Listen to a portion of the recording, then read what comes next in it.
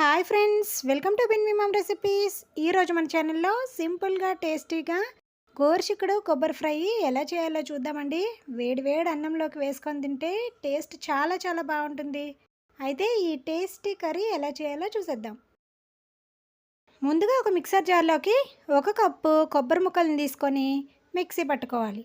మరీ మెత్తగా మిక్సీ పట్టకండి, ఈ విధంగా కాస్త కోర్స్గానే మిక్సీ పట్టుకొని తీసుకోవాలి. ఇలా మిక్సీ పట్టుకున్న తర్వాత పక్కన పెట్టుకోవాలి. ఇప్పుడు బాగా లేతగా ఉన్న గోరుచిక్కుడుకాయలను తీసుకొని వాష్ చేసుకొని కాస్త ఉప్పు వేసుకొని ఉడికించుకోవాలి. ఈ విధంగా ఉడికించడం వలన మనకి గోరుచిక్కుడుకాయ అనేది చక్కగా సాఫ్ట్గా అవుతుంది, అలాగే సైడ్స్లో ఉన్న నారలు కూడా తీసేయడానికి అవుతుంది. ఇలా ఉడికించుకున్న తర్వాత వీడియోలో చూపించినట్టుగా చిన్న చిన్న ముక్కల్లాగా కట్ చేసుకొని పక్కన పెట్టుకోవాలి. ఇప్పుడు స్టవ్ పైన కడాయి పెట్టుకొని 2 స్పూన్ల ఆయిల్ వేసుకొని ఆవాలు, జీలకర్ర, మినపప్పు, పచ్చిశనగపప్పు, కొన్ని ఎండుమిర్చి, వెల్లుల్లి రెబ్బలు వేసుకొని ఫ్రై చేసుకోవాలి. ఇవి కాస్త ఫ్రై అయిన తర్వాత కట్ చేసి పెట్టుకున్న కరివేపాకు కూడా వేసుకొని ఫ్రై చేసుకోవాలి.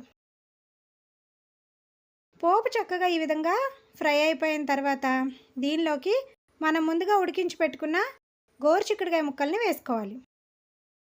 తర్వాత దీనిలోకి ఒక 1/2 స్పూన్ సాల్ట్, 1/2 స్పూన్ పసుపు, 1/2 స్పూన్ కారంని కూడా యాడ్ చేసుకోవాలి. సాల్ట్ ఆల్రెడీ మనం ఉడికించినప్పుడు వేసాం కాబట్టి చూసుకొని యాడ్ చేసుకోండి. ఇవన్నీ వేసుకొని మూత పెట్టుకొని ఒక 2 నిమిషాలు కుక్ చేసుకోవాలి. ఈ విధంగా కుక్ చేసుకున్న తర్వాత దీనిలోకి 1 స్పూను వేయించిన ధనియాల జీలకర్ర పొడి కూడా వేసుకొని బాగా మిక్స్ చేసుకోవాలి. తర్వాత మరొక నిమిషం మూత పెట్టుకొని మగ్గించుకోవాలి. ఇప్పుడు ఫైనల్గా దీనిలోకి మనం ముందుగా మిక్సీ పట్టుకున్న కొబ్బరి పొడిని కూడా యాడ్ చేసుకోవాలి. ఆల్రెడీ మనం ముందు కుక్ చేసాం కాబట్టి తొందరగానే కుక్ అయిపోతుందండి.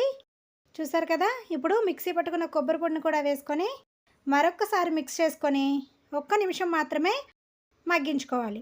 ఎందుకంటే కొబ్బరి వేసిన తర్వాత మరీ ఎక్కువ టైం మగ్గిస్తే కొబ్బరి అనేది డ్రైగా అయిపోతుంది, అప్పుడు మనం రైస్లోకి కలుపుకోవడానికి సరిగా ఉండదు. కొబ్బరి కాస్త పచ్చి పచ్చిగా ఉంటేనే మనకి రైస్లోకి కలుపుకోవడానికి ఈ కర్రీ అనేది బాగుంటుంది. చూసారు కదండి, ఈ విధంగా కొబ్బరి వేసుకున్న తర్వాత 1 నిమిషం మగ్గించుకొని స్టవ్ ఆఫ్ చేసుకోండి. అంతే అండి, టేస్టీగా సింపుల్గా చేసుకున్న కర్రీ అయితే చాలా చాలా బాగుంటుంది. తప్పకుండా ఒకసారి గోరుచిక్కుడుకాయ కర్రీని ఈ ప్రాసెస్లో ట్రై చేసేయండి. వీడియో నచ్చితే వీడియోకి ఒక లైక్ చేయండి, అలాగే మీ ఫ్రెండ్స్కి రిలేటివ్స్కి షేర్ చేయండి.